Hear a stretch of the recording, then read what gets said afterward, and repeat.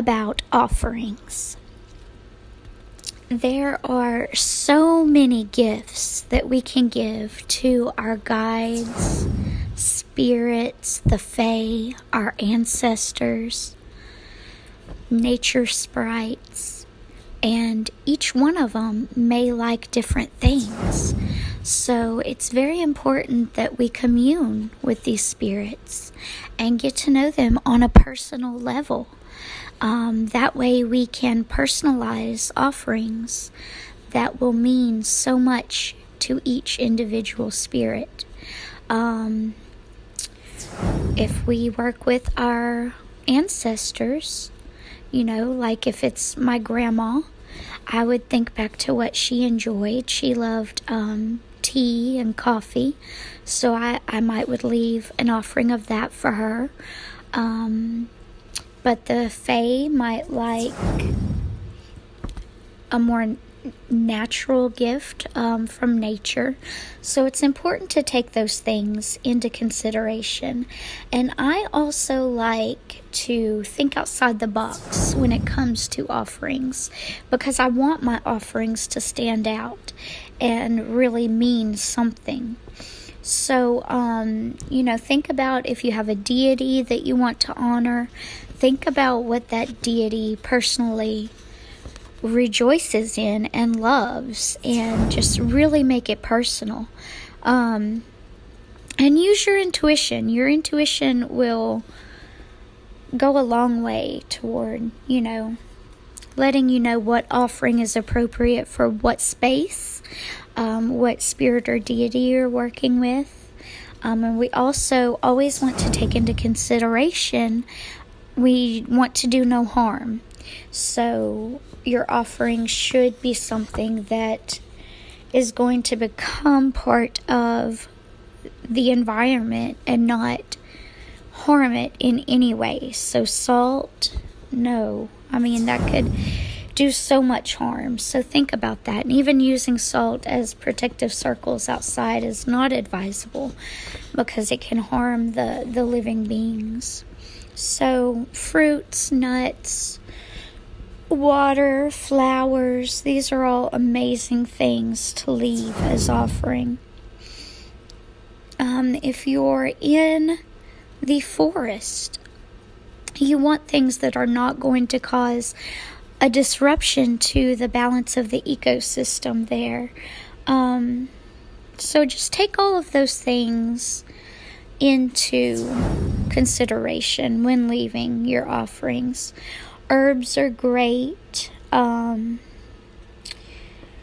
Water, alcohol, but just be careful, like that, neighborhood strays can't come and get a hold of it. And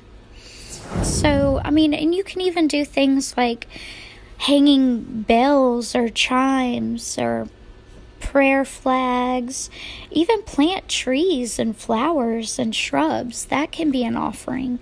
Everything you do to honor spirit can become an offering. Make it sacred. So make sure, if you adopt a place in nature that is yours, that you feel is sacred, take care of that environment and keep it clean, keep it running smoothly, and make sure that there's nothing in that sacred space that could harm the environment. Just helping tidy up is a wonderful way to honor spirit and leave an offering of your time and your energy. And the spirits will thank you, and you will be blessed because of it. So think about just different ways that you can get outside of the box and make everything a wonderful offering. We can leave offerings for the earth by planting trees, burying things that are biodegradable and healthy for the environment. We could leave little sigils on stones. If we wanted to leave an offering for the air, bells, chimes, windsocks, incense, those type of things are great offerings for air. Fire offerings, now you do have to, of course, be careful.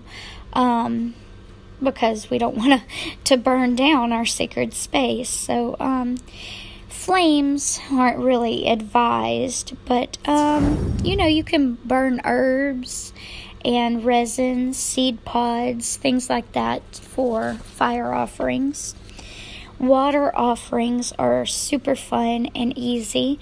You can give libations from waters from sacred rivers and wells. You can strow flowers in the water and let them float. You can also leave like jewels or crystals or jewelry in bodies of water. That's a beautiful thing. Even just out a small little water fountain in your garden that the Fae will love.